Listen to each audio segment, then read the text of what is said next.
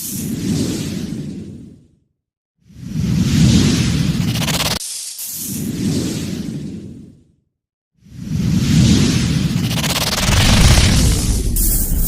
న్యూస్కు స్వాగతం. నా పేరు కిరణ్ కుమార్. ఇప్పుడు వివరాలకు వెళ్దాం. ఈరోజు విశాఖ జిల్లా గ్రంథాలయంలో ప్రెస్ మీట్లో విఎంఆర్డి బాధితులు తమకు న్యాయం జరిగేలాగా చూడమని అభ్యర్థించారు. మరియు మా ఓడా ప్లాట్ ఓనర్స్ అసోసియేషన్ సభ్యులు అందరికీ శుభోదయం. నేటి విషయం ఏమిటంటే 20 సంవత్సరాల కిందట కూడా ల్యాండ్ ఎక్విజిషన్ అంటే భూసేకరణ టేకప్ చేసింది. ఆ టేకప్ చేసినప్పుడు సాధారణంగా భూసేకరణ చేసినప్పుడు వాళ్ళు ల్యాండ్ లూజర్స్కి ఇచ్చే కాంపెన్సేషన్ అనౌన్స్ చేయాలి అడ్వాన్స్గా. కానీ ఆ టైంలో మటుకు కాంపెన్సేషన్ గురించి ఎవరు ఆలోచించలేదు. భూసేకరణ మొదలుపెట్టారు. అప్పటి గవర్నమెంట్ భూసేకరణ చేసి డెవలప్డ్ ప్లాట్స్ కానీ డెవలప్డ్ బల్క్ ల్యాండ్స్ కానీ అమ్మి ఆ అమౌంట్ గవర్నమెంట్కి బడ్జెటరీ సపోర్ట్కి పంపించమని కోరడం జరిగింది. భూసేకరణ అయితే చేశారు కానీ కాంపెన్సేషన్ గురించి ఎవరు ఆలోచించలేదు. రెవెన్యూ డిపార్ట్మెంట్ భూసేకరణ చేసి ఒక ఓడాకి హ్యాండ్ ఓవర్ చేయడం జరిగింది. కానీ భూమి కోల్పోయిన వారు కాంపెన్సేషన్ గురించి ఎంక్వైరీ చేస్తే ఎవరు సరైన సమాధానం చెప్పేవారు కాదు. ఇక గతిలేక అప్పుడు కొంతమంది ప్లాట్ ఓనర్స్ ల్యాండ్ లూజర్స్ హైకోర్టులో రిట్ పిటిషన్ ఫైల్ చేశారు. రిట్ పిటిషన్ ఫైల్ చేస్తే హైకోర్టు వాళ్ళకి అనుకూలంగా ఆర్డర్ ఇచ్చింది. వాళ్ళకి కాంపెన్సేషన్ డిసైడ్ చేసే వరకు వాళ్ళ ప్రాపర్టీని టచ్ చేయడానికి లేదు అని. ఎప్పుడైతే హైకోర్టు ఆర్డర్ ఇచ్చిందో కూడా అధికారులు వాళ్ళని పిలిచి నెగోషియేట్ చేయడం జరిగింది. మొదట ఎకరానికి అంటే అసైన్ ల్యాండ్ హోల్డర్స్కి డిపట్ట హోల్డర్స్కి ఎకరానికి 50 గజాలు చదరపు గజాలు ఇవ్వడానికి, తర్వాత 100 గజాలు ఇవ్వడానికి ఒప్పుకున్నారు. కానీ ఆ ల్యాండ్ లూజర్స్ మళ్ళీ చీఫ్ మినిస్టర్కి రిప్రజెంట్ చేయడం జరిగింది. మాకు సరిపోదు, మాకు కాంపెన్సేషన్ ఎక్కువ చేయవలసిందిగా కోరడం జరిగింది. తర్వాత మళ్ళీ 3 సార్లు వాళ్ళు చీఫ్ మినిస్టర్కి రిప్రజెంట్ చేశారు. సో మాకు ల్యాండ్ ఎక్విజిషన్ యాక్ట్ ప్రకారం జీవో నెంబర్ 1307 ప్రకారం మాకు కాంపెన్సేషన్ ఎక్కువ వస్తుంది. కానీ కూడా వాళ్ళు చాలా తక్కువ కాంపెన్సేషన్ ఇవ్వడానికి మమ్మల్ని బలవంతం చేస్తున్నారు అని వాళ్ళ చీఫ్ మినిస్టర్కి రిప్రజెంట్ చేయడం జరిగింది. చీఫ్ మినిస్టర్ అప్పుడు కూడా వైస్ చైర్మన్ నుంచి కామెంట్స్ తీసుకున్నారు. సో ఫైనల్గా చాలా నెగోషియేషన్ తర్వాత అసైన్ ల్యాండ్ ఓనర్స్కి ఒక ఎకరానికి 750 చదరపు గజాలు స్థలం ఇవ్వడానికి ఒప్పుకున్నారు. కూడా వైస్ చైర్మన్ అదే గవర్నమెంట్కి రికమెండ్ చేయడం, గవర్నమెంట్ దానికి ఒప్పుకోవడం జరిగింది. ఇది ఎప్పుడు వచ్చిందంటే 2009. అంటే అంతకుముందు 4 సంవత్సరాల నుంచి భూసేకరణ జరిగిన ఈ కాంపెన్సేషన్ డిసైడ్ చేయడం మటుకు 2009లో జరిగింది. ఆ కాంపెన్సేషన్ వచ్చిన తర్వాత కూడా ఈ ల్యాండ్ లూజర్స్ అందరికీ ప్లాట్లు అలాట్ చేశారు. అలాట్ చేసిన ప్లాట్లు అన్కండిషనల్గా అబ్సల్యూట్ రైట్స్, సేలబుల్ రైట్స్తో ప్లాట్లు అలాట్ చేశారు. చేసి వాళ్ళకి రిజిస్ట్రేషన్ కూడా చేశారు. ఈ రిజిస్ట్రేషన్ 2009 నుంచి 2011 మధ్య జరిగాయి. వాళ్ళు ల్యాండ్ లూజర్స్ ఆ ప్లాట్లు వెంటనే థర్డ్ పార్టీస్కి అమ్మిస్తున్నారు చాలా మంది. సో వాళ్ళు అప్పుడు మార్కెట్ రేట్ని ప్లాట్లు అమ్ముతున్నారు. మేము వాళ్ళ దగ్గర ప్లాట్లు కొన్నాం. మా అసోసియేషన్ ఏంటంటే కూడా ల్యాండ్ లూజర్స్ ఎవరైతే ల్యాండ్ లూజర్స్కి అలాట్ అయ్యిందో ఆ ప్లాట్లు మేము కొనుక్కున్నాం. అయితే 2012లో పేపర్లో న్యూస్ వచ్చింది. ఏమని ఓడా ఆఫీసర్లు ప్లాట్ల అలాట్మెంట్లో చాలా అవకతవకలు చేశారు, ఫ్రాడ్ జరిగింది అని పేపర్ న్యూస్ వచ్చింది. పేపర్ న్యూస్ వచ్చిన తర్వాత విజిలెన్స్ అండ్ ఎన్ఫోర్స్మెంట్ డిపార్ట్మెంట్ మ్యాటర్ని ఇన్వెస్టిగేట్ చేసి ఒక రిపోర్ట్ సబ్మిట్ చేశారు 2013లో. ఆ రిపోర్ట్ సబ్మిట్ చేసిన తర్వాత అప్పుడు గవర్నమెంట్ ప్లాట్లన్నీ క్యాన్సిల్ చేసేయాలని సబ్ రిజిస్ట్రార్కి ఇన్స్ట్రక్షన్స్ ఇచ్చారు. ప్రొహిబిటెడ్ లిస్ట్లో పెట్టమని మొత్తం అందరినీ గవర్నమెంట్ 22A పెట్టేశారు ప్రాపర్టీస్ ట్రాన్స్ఫర్ అవ్వకుండా. సో తర్వాత విజిలెన్స్ కేసులు జరిగాయి స్టాఫ్ మీద, ఆఫీసర్ల మీద. ఫైనల్గా బోర్డు అప్రూవల్తో 2013 బోర్డు అప్రూవల్తో ప్లాట్లన్నీ క్యాన్సిల్ చేయడానికి అప్రూవల్ తీసుకున్నారు బోర్డు అప్రూవల్. సో అప్పటి నుంచి కూడా కేసులు 2014 ఎండింగ్ నుంచి 2017 మధ్య అలా కోర్టులో కేసులు సిఎల్టీలన్నీ క్యాన్సిల్ చేయడానికి కోర్టులో కేసులు వేశారు. సో కేసులు వేసిన పేపర్ మీద డెవలప్మెంట్ ప్లాట్స్ అని చూపించారు. Rushikonda layout LP number 34,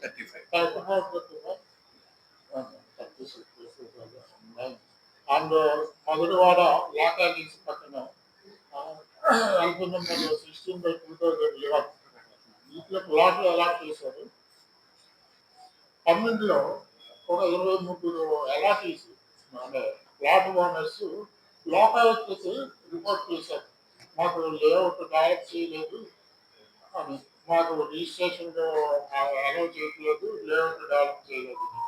Lokayukta honourable Lokayukta Andhra Pradesh అప్పుడు ఆ మ్యాటర్ ఎంక్వైరీ చేసి వాళ్ళకి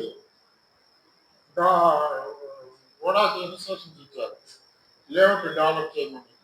roads, drainage, water facility, electricity, other farmers, civic amenities అనేసి లిమిటేషన్ పీరియడ్ దాటిపోయి లిమిటేషన్ యాక్ట్ ప్రకారం సివిటీ రిజిస్టర్ అయిన 3 yearsలో కోర్టులో కేసులు వెళ్ళాలి. కానీ ఆ 3 years దాటిపోయిన తర్వాత కేసులు వేశారు. అయితే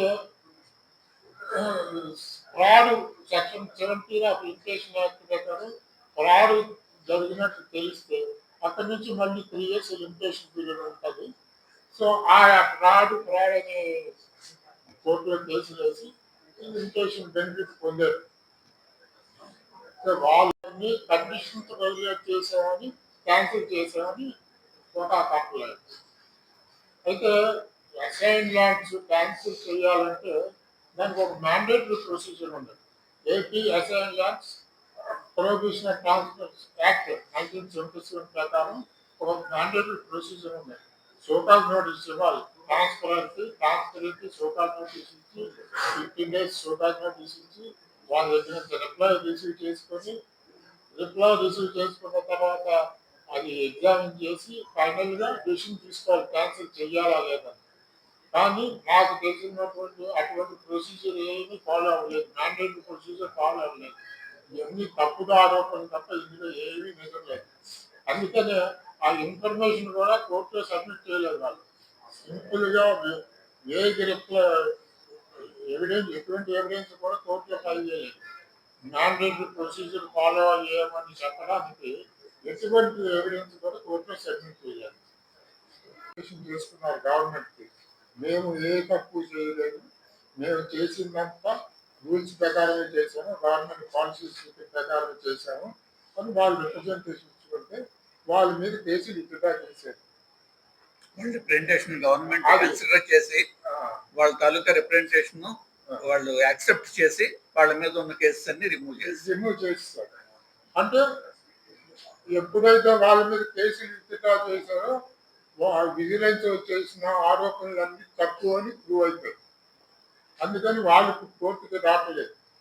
అలాగే మిగిలిన స్టాఫ్ సెక్రటరీ ఆఫీసర్స్ ఉన్నారు కదా, వాళ్ళకి కంటెస్ట్ చేయాలో కేసుల్లో వాళ్ళందరినీ వాళ్ళ కేసులు విత్డ్రా చేస్తారు. దాని మూలంగా ఇంకెవరు వాళ్ళకి ఎగ్నిస్ట్గా మాట్లాడే వాళ్ళు ఎవరు లేదు. మమ్మల్ని మేము థర్డ్ పార్టీస్. భూసేకరణ చేసిన రైతులు లేరు ఇప్పుడు కోర్టు కేసుల్లోనూ, ఆఫీసర్స్ కూడా ఎవరు లేరు. ఆఫీసర్స్, ఐఏఎస్ ఆఫీసర్లు, ఫార్మర్ వైస్ చైర్మన్ ఇద్దరు కూడా వాళ్ళు ఇచ్చిన ఎక్స్ప్లెనేషన్ గవర్నమెంట్ యాక్సెప్ట్ చేసి వాళ్ళ మీద కేసులు రిమూవ్ చేసి వాళ్ళకి ప్రమోషన్లు ఇచ్చేశారు. రైతులందరూ కూడా మాకు సైట్లు అమ్మేసుకొని వాళ్ళు హ్యాపీగా ఉన్నారు. మేము వాల్యుబుల్ కన్సిడరేషన్కి ఈ గవర్నమెంట్ తాలూకా ఈ కేసులు, ఈ లోపభూయిష్టమైన వాళ్ళ భూసేకరణ, తర్వాత దానికి ఏమీ సంబంధం లేనటువంటి మేము ఇప్పుడు సఫర్ అవుతున్నాము. దీని గురించి మేము గవర్నమెంట్కి చాలా సార్లు రిప్రజెంటేషన్ సబ్మిట్ చేసాము, ఉడాకి వెళ్ళి కలిసాము. ఆనరబుల్ అసెంబ్లీలో కూడా ఈ విషయమై లోకల్ శాసనసభ్యులు అందరూ కూడా దీని మీద రైట్ చేశారు. దీని మీద గవర్నమెంట్ ఎటువంటి చర్య తీసుకోకుండా ఎప్పుడూ కూడా దీని మీద ఏంటంటే ఒక ఫ్రాడ్ జరిగింది అని ఒక మాట చెప్పేసి తప్పించేసుకుంటున్నారు. ఫ్రాడ్ జరిగింది చేసిన వాళ్ళు ఎవరు, వాళ్ళని శిక్షించండి, మమ్మల్ని ఎందుకు శిక్షిస్తున్నారు అన్నది మా ప్రశ్న. గవర్నమెంట్కి, ఉడావారికి మా యొక్క విన్నపము. అలాగే ఇదే టైంలో ఇప్పుడు మరలా కొత్తగా 1400 ఎకరాలు భూసేకరణ అంటున్నారు. వాళ్ళకి ఎంతవరకు ఇలాంటి అన్యాయాలు జరుగుతాయో మీరు గమనించవలసింది. రేపొద్దున్న ల్యాండ్స్ ఇచ్చే రైతులు ఈ కొత్త భూసేకరణలో రైతులకి ఎటువంటి అన్యాయాలు జరుగుతాయో, గవర్నమెంట్ తప్పించుకోవడానికి ప్రయత్నం చేస్తే మీ తాలూకా పరిస్థితి ఏంటి అన్నది కూడా మీరు ఆలోచించుకోవాలి. మీ ద్వారా మేము ఏంటంటే ఈ రైతులకి ఇటువంటి నేరాలు ఘోరాలు జరుగుతున్నాయి ఇక్కడ, అవన్నీ కూడా మీరు గమనించుకొని మీ తాలూకా భూసేకరణ గురించి ముందుకు వెళ్ళండి అని వాళ్ళకి అడ్వైజ్ చేస్తున్నాము. అలాగే ఉడావారికి, గవర్నమెంట్ వారికి మా తాలూకా విన్నపం ఏంటంటే మీ ద్వారా అయ్యా ఈ భూసేకరణలో కానీ దాని తాలూకా ఫ్రాడ్లో కానీ మేము ఎవరూ ఇన్వాల్వ్ కాదు. మేము జెన్యూన్గా రైతుల దగ్గర నుంచి మీరు ఏదైతే ఆ రోజు ఎటువంటి కండిషన్స్ లేని అన్కండిషనల్ సేల్ డీడ్ ద్వారా వాళ్ళకి ఏ రకమైన భూములు ఇచ్చారో అవి మేము కొనుక్కున్నాము. ఇది కూడా మీ తాలూకా పేపర్లో రాకముందు, మీరు కోర్టుల్లో కేసులు వేయకముందు మేము కొనుక్కున్నవి. అందువల్ల మాకు ఇటువంటి ఇందులో సంబంధం లేదు. మాకు అన్యాయం చేయకూడదు మీరు. మీ వల్ల మేము అన్యాయం అయ్యి ఇన్ని సంవత్సరాల నుంచి చాలా ఇబ్బంది పడుతున్నాము. పెగ్ మార్కింగ్ ఆల్రెడీ అయిపోయింది. ఆ ల్యాండ్స్ అన్ని కూడా మా అధీనంలోనే ఉన్నాయి. కాకపోతే ఏంటంటే ఎటువంటి ఇన్ఫ్రాస్ట్రక్చర్ కూడా అందులో మీరు క్రియేట్ చేయలేదు. రోడ్స్ వేయాలి, పవర్ సప్లై ఇవ్వాలి, వాటర్ సప్లై ఇవ్వాలి, డ్రైనేజ్ ఇవ్వాలి. ఇవన్నీ కూడా మీరు చేసి మా తాలూకా ఇబ్బందులను గమనించి మాకు న్యాయం చేయవలసిందిగా పత్రికా మిత్రుల ద్వారా మేము గవర్నమెంట్ వారికి, ఉడావారికి విన్నపం చేసుకుంటున్నాం. లోజర్స్కి ఓడా వాళ్ళు ఎకరానికి 750 గజాల చొప్పున అన్కండిషనల్గా వాళ్ళకి రిజిస్టర్ చేశారు. వాళ్ళ దగ్గర కూడా ఎకరానికి 500 చొప్పున ఆ రోజున అమౌంట్ కూడా తీసుకున్నారు వాళ్ళ దగ్గర. ఆ రిజిస్ట్రేషన్ డాక్యుమెంట్ ఎలా ఉందంటే, వాళ్ళకి రిజిస్ట్రేషన్ చేసిన దాంట్లో ఈ ఉత్తరోత్తర వచ్చిన అన్ని సమస్యలకి ఓడా బాధ్యత తీసుకుంటుంది. మీరు ఎవరికైనా అమ్ముకోవచ్చు, మేము మీకు ఏ రకమైన కండిషన్స్ లేవని చెప్పిన డాక్యుమెంట్లు వాళ్ళకి రిజిస్టర్ చేసినట్లని మేము ఓపెన్ మార్కెట్లో ఇప్పుడు ఎవరైతే మేము అసోసియేట్ అయ్యామో మేమందరూ దానికి ఆ రకంగా కొనుక్కున్న వాళ్ళం తప్ప ఓడాకి మాకు ఏ రకమైన సంబంధం లేదు. మేము ఓడా దయాదక్షిణాలతో మాకు సంబంధం లేదు.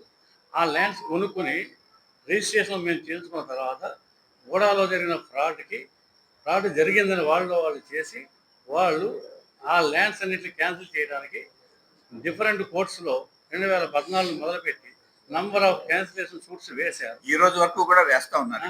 క్యాన్సిలేషన్ సూట్లు వేసి వీళ్ళు ఓడా వాళ్ళు ఎప్పుడైతే ప్రాబ్లం స్టార్ట్ అయిందన్న వెంటనే మా అసోసియేషన్ వాళ్ళు అందరూ కూడా ఇండివిజువల్గా ఓడాకి లెటర్స్ రాసాం.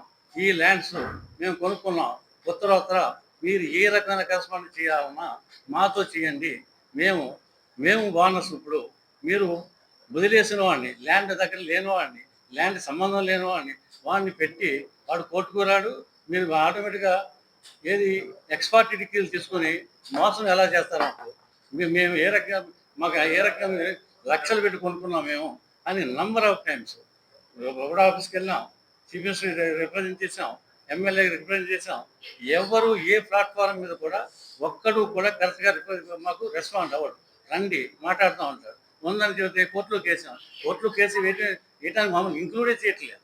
మేము ఎవరైతే యాజ్ ఇట్ ఈస్గా రిజిస్ట్రేషన్ మేము కూడా చెప్పినాం, మీరు రైట్ నో ఈసీలు తీసుకోండి, ల్యాండ్ మీద ఎవరున్నారో చూడండి, వాళ్ళందరినీ లిస్ట్ తీసుకోండి, మేము వస్తాం సెటిల్మెంట్ చేసుకుందాం అంటే ఏ మాత్రం కూడా రెస్పాండ్ అవ్వకుండా మీరు మీ కోర్టు చుట్టూ తిరగండి, మిమ్మల్ని మాకు మీకు సంబంధం లేదు, ఆల్మోస్ట్ మమ్మల్ని అందరూ పాకిస్తాన్ దగ్గర చూస్తారు ఓడవాళ్ళు, మీరు సంబంధం లేదు, మీరు మాకు రావక్కర్లేదు, మీకు ఏంటంటే ఎవడ మీరు కొనుక్కున్నారో వాడిని అడగండి అంట.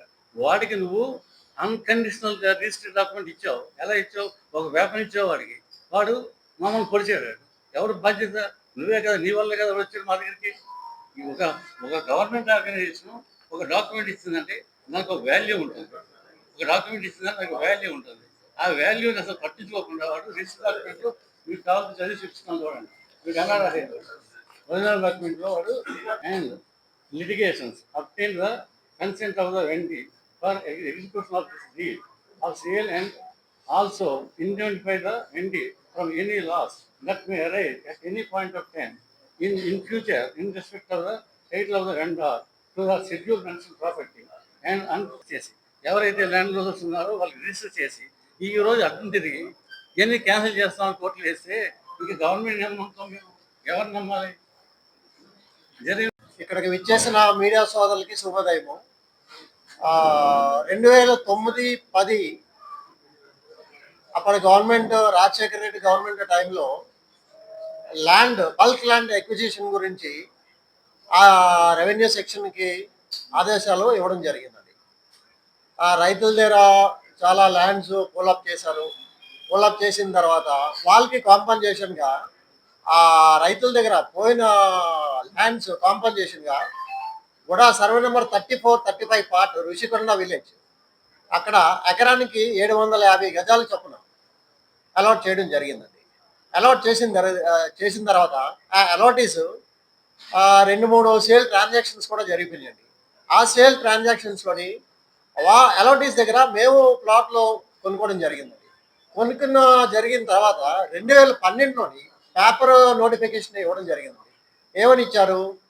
సో అండ్ సో ప్లాట్స్ ఇల్లీగల్గా మా UDA vice chairman, estate officer, administrative officer వీళ్ళందరూ కొలీడ్ అయిపోయి ప్లాట్లు మీరు అలాట్ చేయించుకున్నారు, అవి చెల్లవు అని చెప్పేసి పేపర్లో నోటిఫికేషన్ ఇవ్వడం జరిగిందండి. మేమందరం అవక్ అయ్యామండి. తర్వాత 2014, 15, 16 2014లోని విజిలెన్స్ ఎంక్వైరీ కట్టమని చెప్పేసి గవర్నమెంట్ ఆదేశాలు ఇచ్చిందండి. విజిలెన్స్ ఎన్ఫోర్స్మెంట్ ఈ ఎంక్వైరీ జరుగుతుండగా ఈ మన ఉడా చైర్మన్ గారిని, అడ్మినిస్ట్రేటివ్ ఆఫీసర్ని, మిగతా ఆఫీసర్ని అందరినీ ఫ్రాడ్ చేశారని చెప్పేసి వాళ్ళ మీద అలిగేషన్స్ రేజ్ చేశారండి. రేజ్ చేసిన తర్వాత క్రమేణా అది డైల్యూట్ చేసేసి వాళ్ళకి ఎవరికి సంబంధం లేకుండా ఇది జరిగిందని చెప్పేసి చెప్పడం జరిగిందండి. తర్వాత 2015 తర్వాత 2014లో క్యాన్సిలేషన్ నోటీసులు అలాటీస్కి అందరికీ ఇవ్వడం జరిగిందండి. అలాటీస్కి ఇస్తున్నారు కానీ అలాటీస్ చాలా మంది అమ్మేసుకున్నారండి. అమ్మేసిన వాళ్ళకి ఎవరికి కూడా నోటీసులు ఇవ్వడం జరగలేదండి. సో ఎవరైతే అలాటీస్ దగ్గర మేము కొనుక్కున్నామో మేము కోర్టుకి వెళ్ళడం జరిగింది. కోర్టుకి ఇంప్లీడ్ పిటిషన్ కొంతమంది ఇంప్లీడ్ అయితే ఇంప్లీడ్ పిటిషన్ కూడా కోర్టు కొంతమందికి అలౌ చేయలేదు.